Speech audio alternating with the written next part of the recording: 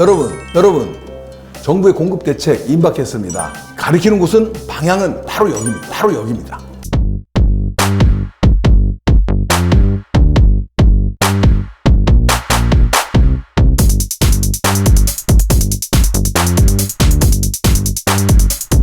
여러분,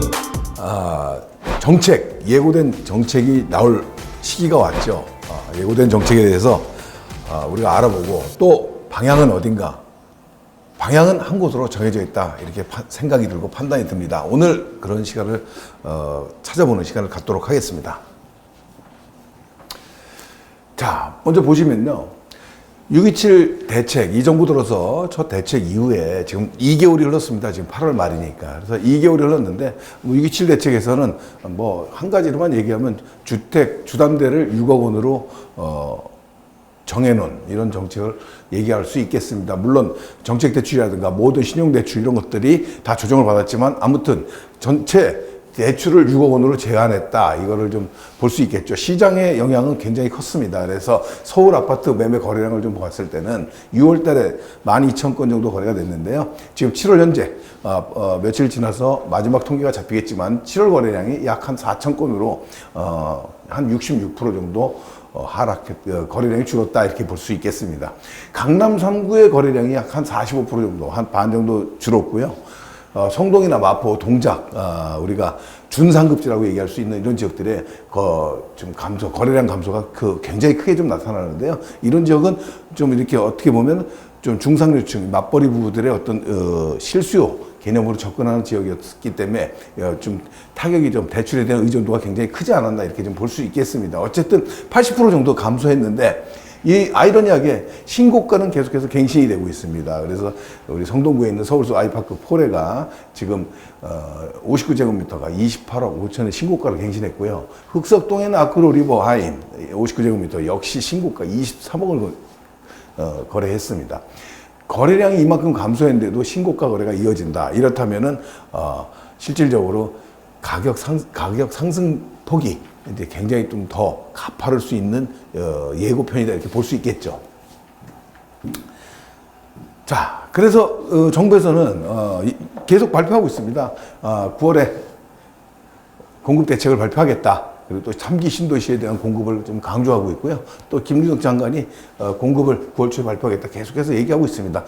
역시 3기 신도시, 재건축, 정비사업에 대한 용적률, 이런 것들에 대한 예고되어 있는, 우리가 예측할 수 있는 이런 정책들을 지금 발표를 하고 있습니다. 그래서 9월 초, 이제 얼마 안 남았습니다. 다음 주 정도에 발표될 예정으로 있습니다.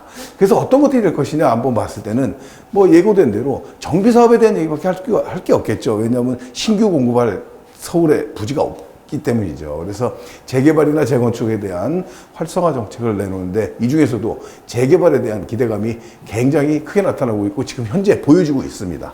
자, 두 번째는 3기 신도시 조기 공급인데 3기 신도시를 용적률을 좀 높이고 공급 세대수를 좀 더 많이 해서 조기에 공급하겠다. 속도감 있게 하겠다. 이게 굉장히 중요합니다. 속도감 있게 하는 게 지금 굉장히 중요한 이런 상황인데 어떠한 대책으로 나올지 한번 지켜볼 만한 상황이다 보겠습니다. 자, 국공유지 노후청사 활용, 얼마 전에 기재부에서 공급대책이라고 일방적으로 발표한 내용들이 있었기 때문에 조금 식상해진 면이 있긴 한데 아무튼 이런 국공유지와 노후청사에 대한 어떤 공급 방향을 지금 제시할 것으로 요 틀에서 공급 대책이 나오지 않겠나 이렇게 좀 예측해 볼 수 있겠습니다. 그거 더불어서 이제 규제도 좀 들어올 것 같은데요. 규제 정책에는 세제 규제가 들어올 확률이 굉장히 높겠죠. 그래서 공정시장가율 비율이라든가 공시가격 현실화, 얼마 전에 방송에서도 제가 많이 말씀을 드렸죠. 이런 것들을 통해서 세제 규제가 들어간다면 아무래도 좀 고가주택에 대해서는 좀 데미지가 충분히 일어날 확률이 높다 이렇게 판단할 수 있겠습니다. 제가 말씀드리는 거는 공급 정책이 나온다 해도 안정감 있는 정책이 필요하다.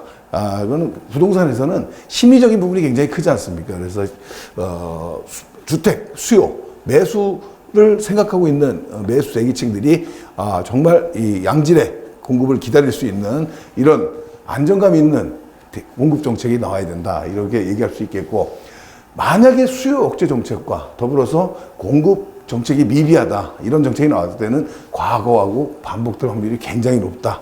이렇게 말씀드릴 수 있겠습니다. 그럼 과거는 어땠냐? 한번 찾아보겠습니다. 자, 한번 보시죠. 과거 정권별로 아파트가 평균 시세 변동을 한번 보겠습니다. 이 문재인 정부를 한번 예를 들어서 보겠는데요. 빨간 표시 해놨고요. 2020년도 8.4 대책이었고요. 이게 문재인 정부 24번째 부동산 대책이었습니다. 2021년 2.4 대책은 문재인 정부 25번째 정책이었고요. 공급 정책을 폈다라는데 좀 의미가 있는데, 아무튼 공급 정책을 폈는데도 부동산 가격은 계속해서 급격하게 상승하는 이런 양상을 보였습니다. 우리가 8.4 대책에서 대표적으로 얘기했던 게 서울 지역에 태능골 부지 뭐 한 1만 세대 이상을 공급할 수 있는 대규모 부지였는데, 지금 그때 당시에 얘기 나왔지만 아직도 뭐 큰 진척이 없죠. 그래서 정책에 대한 신뢰가 굉장히 많이 떨어진다, 이렇게 보는 거고요. 2.4 대책에서도요, 공공주도에 대한 3080, 우리 지금 많이 지역 선정을 해놨죠. 근데 아직도 조금 답보 상태에 있는 곳들이 너무 많습니다. 그래서 앞으로 나가기가 굉장히 좀 어려운 정책을 지금 하고 있다, 이렇게 볼 수 있겠습니다. 대책 이후의 시장은 어떨까요? 공급의 비탄력성, 제가 굉장히 많이 말씀드렸습니다. 부동산 시장의 성격 중에 가장 중요한 게 공급의 비탄력성인데,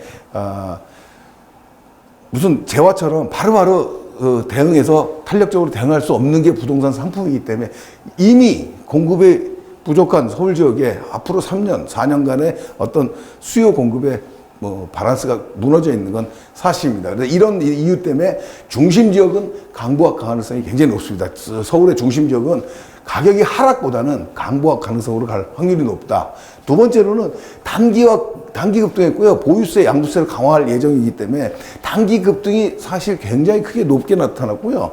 보유세, 양도세가 고가 주택에 대해서 조금 데미지를 줄 상황으로 보이기 때문에 이 역시도 중심 지역은 강보합, 하락보다는 강보합 양상으로 갈 가능성이 크다, 이렇게 볼 수 있겠습니다. 그러면 오르지 않은 중하급지, 외곽 정도의 아파트들은 조금 강세를 보일 확률이 높습니다. 그래서 반등을 한다라고 저는 가을 시장에 예측을 해볼 수 있습니다. 가장 중요한 얘기인데요. 정책적인 수혜로서 중심권 재개발 유망 지역을 주목해 볼 필요가 있겠습니다. 이건 무슨 얘기냐면, 여태까지 지금 얘기한 정책이나 공급 대책과 더불어서 지금 여러 가지 서울시의 정책 뭐 이런 것들이 가리키는 곳은 딱 한 곳입니다. 그래서 오늘 얘기하고자 하는 얘기인데요. 자, 많이 보도자료를 발표해 드렸는데 6월 달부터 서울시 보도자료입니다. 지금 정비사업에 대해서 공공기여를 완화하고 입체공원 도입, 역세권 준주거 종상향 뭐 이런 어떤 규제에 대한 것들을 계속 철폐를 하고 있고요. 8월 달에 얼마 안 됐습니다. 며칠 전 얘기죠. 모아주택에 대해서도 활성화 방안을 발표했습니다. 정비사업에 대해서 계속해서 활성화시키고 규제를 완화시키고 있다는 것을 보여주는 것이죠.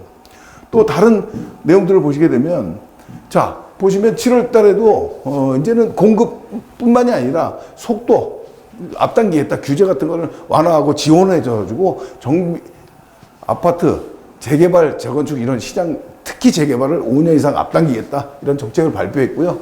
또 얼마 전에는 서울주택진흥기금, 기금을 만들어가지고 정비사업에 활용한다.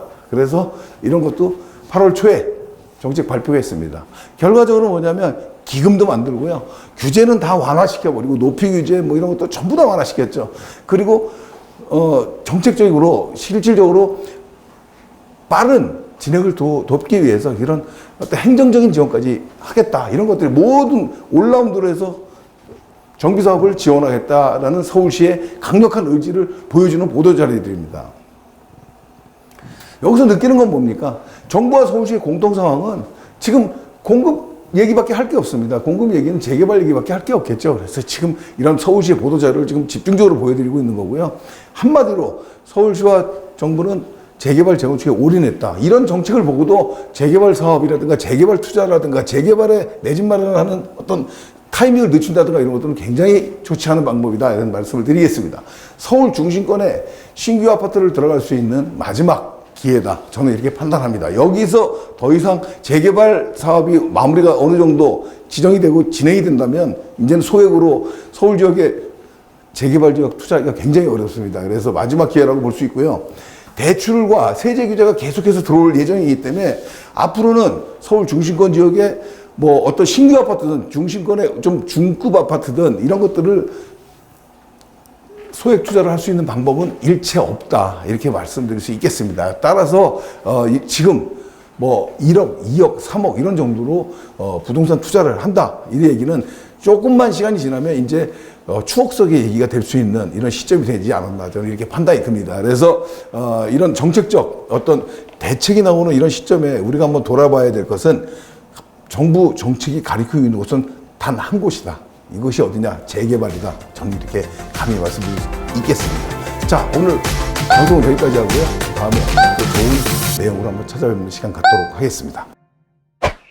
한정훈의 부동산 DJ에서는 여러분들의 고민을 기다립니다. 영상을 보시고 투자에 관심 있으신 분은 지금 바로 연락 주시기 바랍니다.